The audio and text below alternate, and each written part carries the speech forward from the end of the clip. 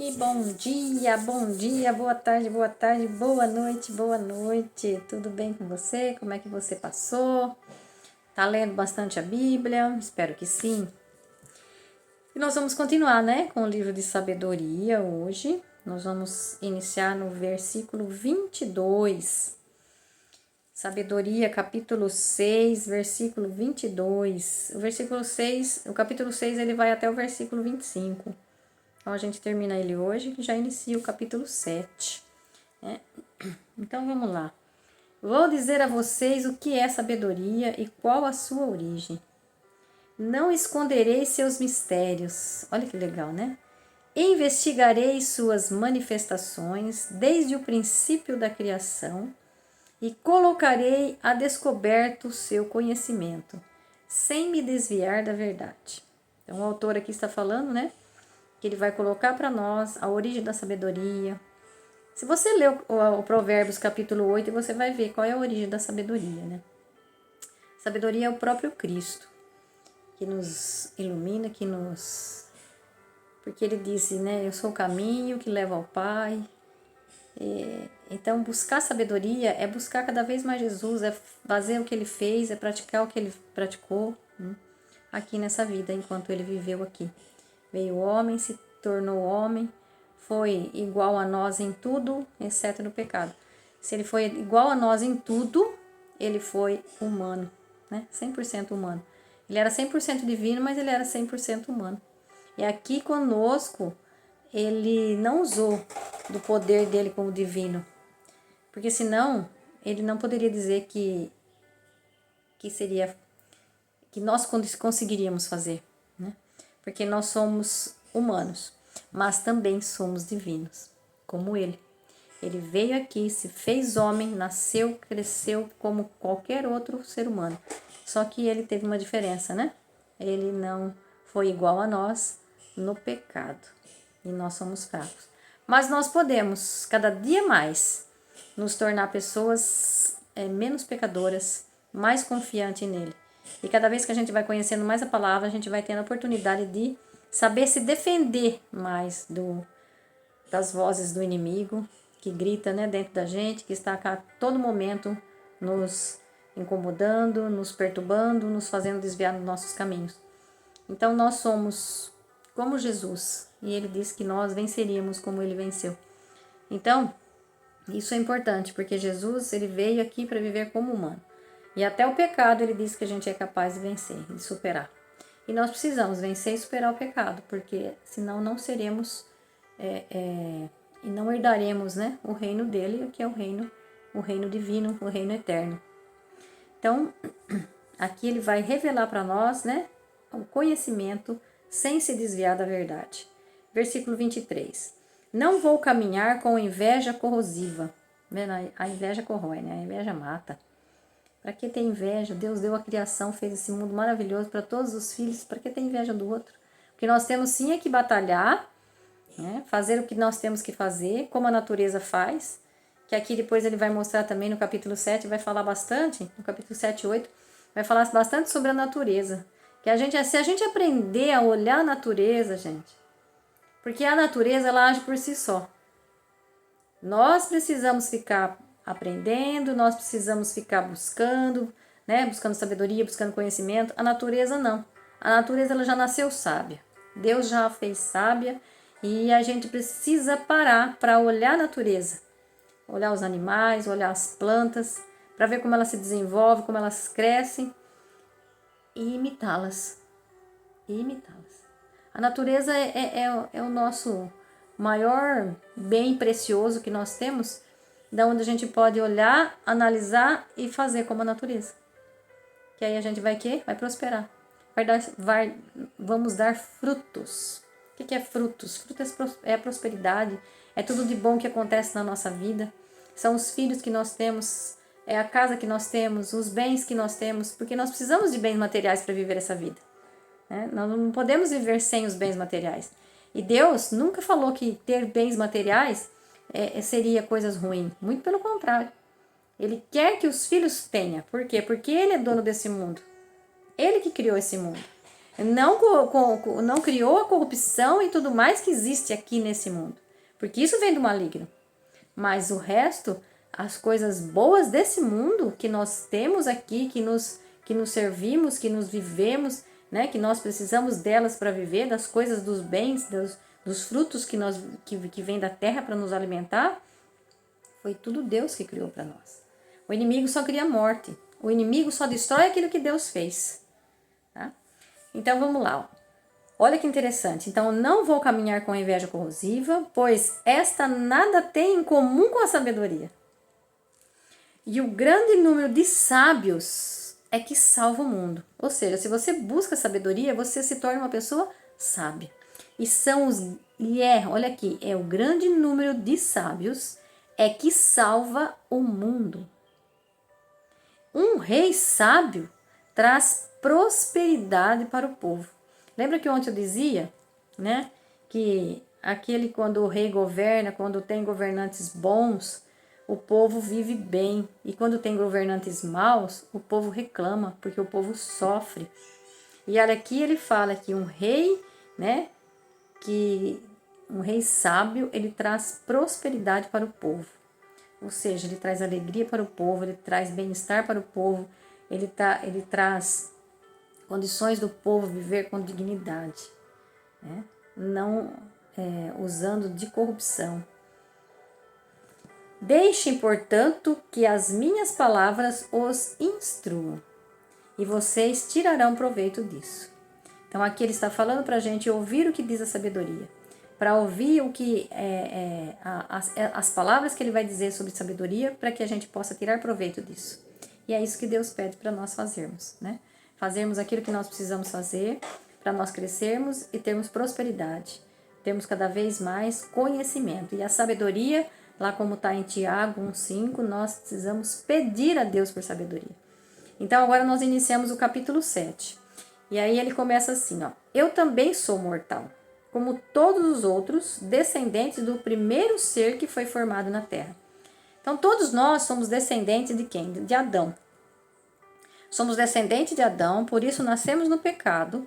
Porém, o que acontece? Jesus já veio aqui e nos libertou desse pecado. Então, uma coisa que eu vou dizer para você. Quando você vive no pecado, você tem que procurar Jesus para que você possa se libertar desse pecado. Porque Jesus é que nos dá a salvação. Né?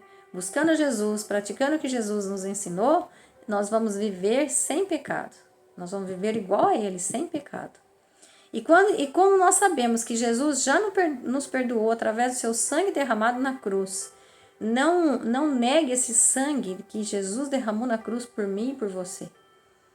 Não deixe que esse sangue tenha sido em vão na sua vida. Por quê? Porque muita gente não se perdoa. Muita gente tem eu já sou pecador mesmo, eu já faço tudo errado e não tem mais jeito para mim. Sempre tem jeito pra gente. Porque nós precisamos confiar mais na gente mesmo. Então, quando eu confio em mim mesmo, eu me perdoo. E eu me perdoando, eu estou fazendo aquilo que Jesus mandou fazer. Que nós temos que perdoar a nós mesmos, amar a nós mesmos, para poder amar o outro. Perdoar a mim mesma, para que eu possa perdoar o outro. Se eu não consigo perdoar a mim, como é que eu vou perdoar o outro? Se eu não consigo amar a mim, como é que eu vou amar o outro? Então, o amor está relacionado com o perdão. Se eu me amo, eu me perdoo. E se eu não me perdoo, então eu não estou no amor. E Jesus é o puro amor. E Jesus deu a vida dele por mim. E se eu não me perdoo, eu estou cometendo o maior dos pecados. Por quê? Porque eu estou negando aquilo que Jesus fez por mim. Que ele derramou o seu sangue, morreu na cruz por mim. Então, se eu não me perdoo, eu estou negando. É pecado não se perdoar. É um pecado mortal não se perdoar. Porque você está negando o sacrifício que ele fez. Sacrifício de redenção, sacrifício de vida que ele deu para nós, para nos livrarmos dos pecados. Jesus só veio para isso nesse mundo, para nos livrar de todos os pecados. E um homem veio, através desse homem que é Adão, nós pecamos. Através de Jesus que veio, nós temos a libertação, nós temos a salvação. Então, se você nega a salvação de Jesus, então para você Jesus morreu em vão. E isso não pode. Jesus nos libertou do demônio. Porque é o demônio que tem a morte. Ah, mas nós vamos morrer. Sim, nós vamos morrer. Porque essa carne aqui, ó, essa carne é pó e do pó vai ficar. Mas nós temos nossa alma. E é da alma que Jesus veio nos libertar, né? Do pecado que nos leva à morte. Não a morte da carne, porque todos nós ressuscitaremos um dia, assim como Jesus ressuscitou. Por isso ele veio, morreu, deu sua vida para que nós também ressuscitássemos com ele. Então olha que lindo, que maravilhoso isso, gente. Isso é demais, isso até me arrepia quando eu falo, né? Então Jesus veio aqui e deu sua vida, ele veio aqui justamente para isso. Ele foi, né? Ele foi, Deus o fez vir na terra para que ele, através da sua morte e ressurreição, livrássemos nós do pecado que ora o primeiro homem tinha pecado. O primeiro homem deu o poder que Deus tinha dado para ele de viver eternamente já sem precisar passar pela morte. O homem deu esse poder para o diabo. E o diabo, uma vez com esse poder, todos morreriam e não mais voltariam à vida eterna, porque era isso que o diabo queria, né? A perseguição toda que o diabo tem contra os filhos é isso, que ele não quer que viva eternamente, porque ele não vai viver eternamente. E ele não quer que você saiba disso. Por isso que você muitas vezes demora para ler a Bíblia, por isso que você não quer ler Apocalipse, por isso que você não quer ler a Bíblia de forma nenhuma, nem o Apocalipse, nem outras formas, nem outros livros da Bíblia. Porque o diabo não quer que você leia. Ele não quer. Por quê? Porque lá está a condenação e a morte eterna dele. E ele não quer que você saiba. Por quê? Porque com isso ele vai tirando você do caminho de Deus. Ou seja, uma forma de ele atingir o pai é atingir os filhos. Existe forma maior do que você atingir um pai? Se você quer atingir um pai, você faz alguma coisa com o filho. Se você fizer alguma coisa com o filho, não vê a choca com os pintinhos, né? A galinha choca com os pintinhos. Tenta pegar um pintinho dela pra você ver, ela vem em cima de você. Então, mexeu com o filho, mexe com o pai. E o diabo, ele sabe disso, né? Ele tem as artimanhas. E então, ele quer dominar você, ele quer entrar no seu pensamento. E ele só tem uma forma de entrar, se você deixar. Se você for fraco, se você não procurar sabedoria, se você não procurar ler a Bíblia, se você não procurar saber mais.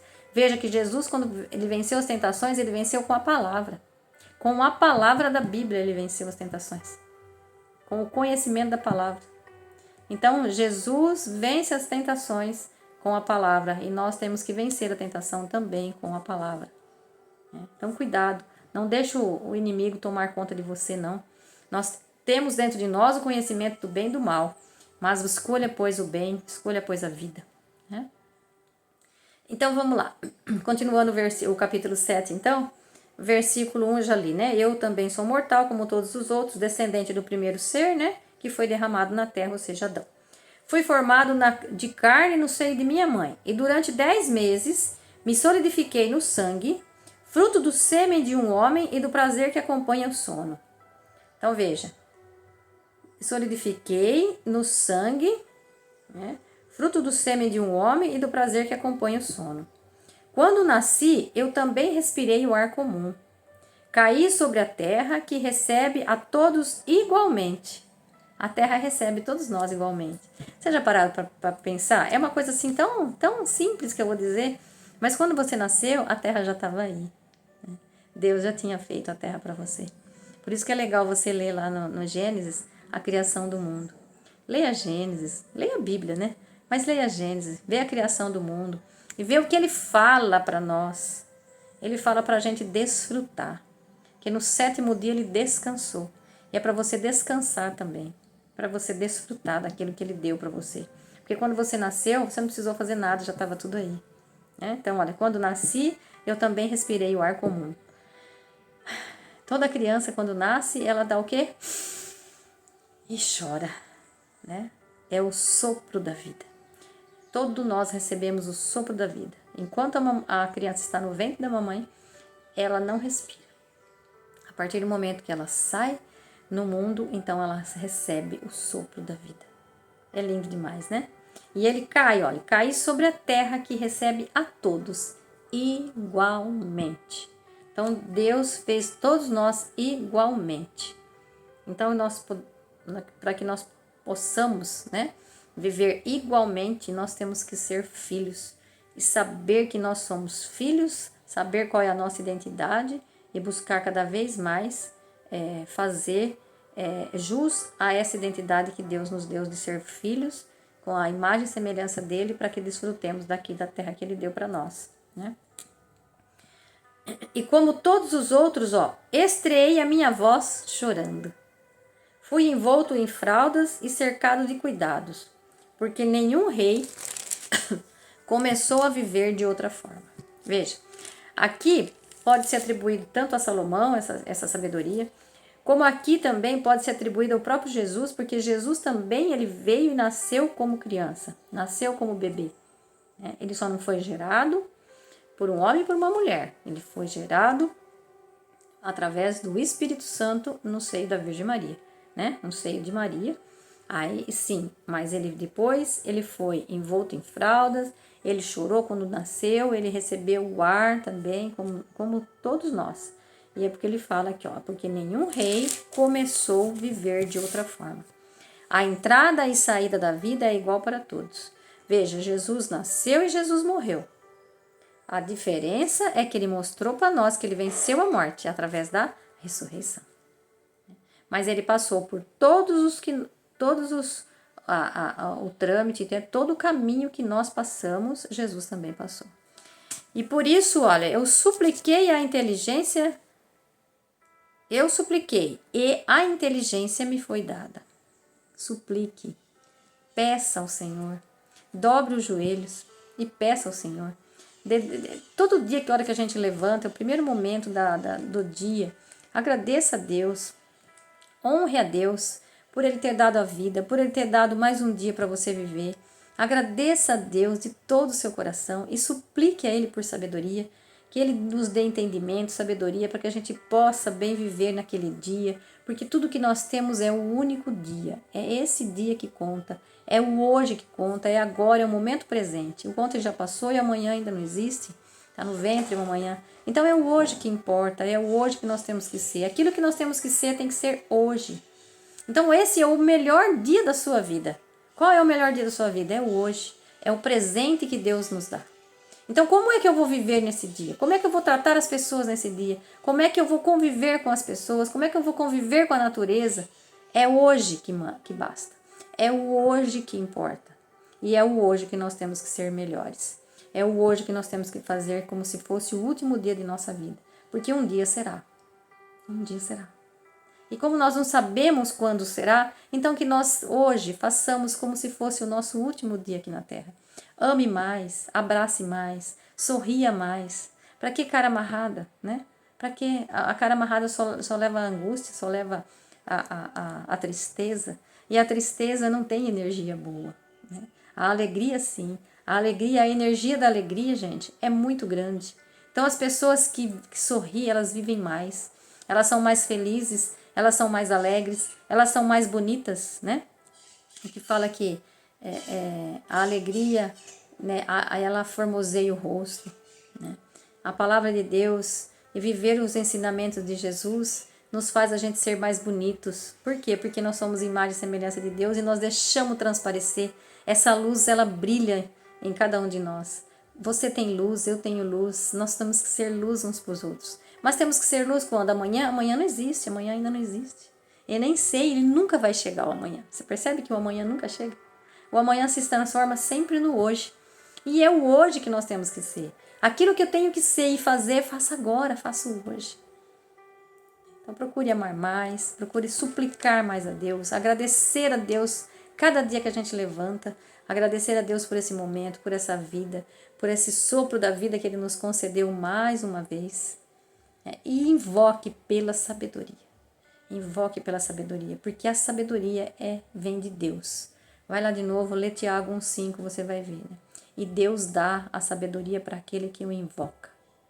E aqui ele também fala, por isso eu supliquei, no versículo 7 do capítulo 7, eu supliquei e a inteligência me foi dada. Invoquei e o espírito da sabedoria veio até mim. Olha que lindo.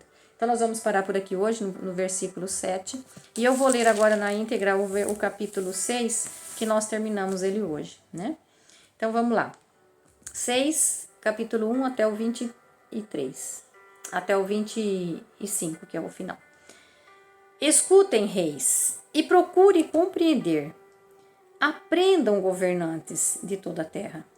Preste atenção, vocês que dominam os povos e estão orgulhosos pelo grande número de súditos. O poder de vocês vem do Senhor, e o domínio vem do Altíssimo.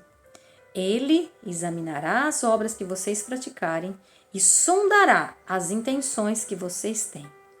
Lembrando aqui que todos nós somos reinantes, então todos nós somos reis e governantes. Não exime, você não fica eximido desse capítulo aqui 6 não, tá? Não é só os que governam, mas todos nós temos que ser governantes da nossa vida, do nosso trabalho, onde a gente quer que esteja, da nossa família. Então veja, o poder de vocês vem do Senhor e o domínio vem do Altíssimo. Ele examinará as obras que vocês praticarem e sondará as intenções que vocês têm. No entanto, apesar de serem ministro do reino dele, vocês não julgaram com retidão, não observaram a lei, nem procederam conforme a vontade de Deus. Por isso, ele cairá sobre você de modo repentino e terrível, porque um julgamento implacável se realiza contra aqueles que ocupam altos cargos. Os pequenos serão perdoados com misericórdia, mas os poderosos serão examinados com rigor. O Senhor de todos não recua diante de ninguém, nem se impressiona com a grandeza, porque ele criou tanto o pequeno como o grande, e a sua providência é igual para todos. Mas um exame severo aguarda os poderosos. É para vocês, soberanos, que eu dirijo as minhas palavras, para que aprendam a sabedoria e não venham a cair. Os que observam santamente a santa vontade dele serão declarados santos, e aqueles que aprendem encontrarão quem os defenda. Desejem, portanto, ouvir as minhas palavras. Anseiem por elas, e vocês receberão a instrução. Olha que lindo isso. Desejem, portanto, ouvir as minhas palavras. Anseiem por elas, e vocês receberão a instrução. A sabedoria é resplandecente, não murcha. Mostra-se facilmente para aquele que a ama. Ela se deixa encontrar por aqueles que a buscam. Ela se antecipa, revelando-se espontaneamente aos que desejam. Quem por ela madruga não terá grande trabalho, pois a encontrará sentada junto à porta de sua casa. Refletir sobre ela é a perfeição da inteligência, e quem cuida dela ficará logo sem preocupações. Ela mesma vai por toda parte procurando os que são dignos dela. Aparece a eles bondosamente pelos caminhos e lhes vai ao encontro em cada um dos pensamentos deles. O princípio da sabedoria é o desejo autêntico de instrução, e a preocupação pela instrução é o amor. O amor é a observância das leis da sabedoria. Por sua vez, a observância das leis é a garantia da imortalidade. E a imortalidade faz com que a pessoa fique perto de Deus. Portanto, o desejo pela sabedoria conduz ao reino.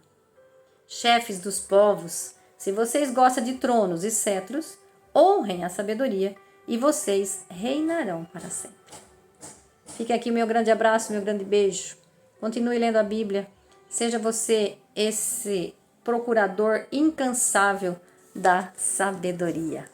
Fica com Deus, beijo no coração.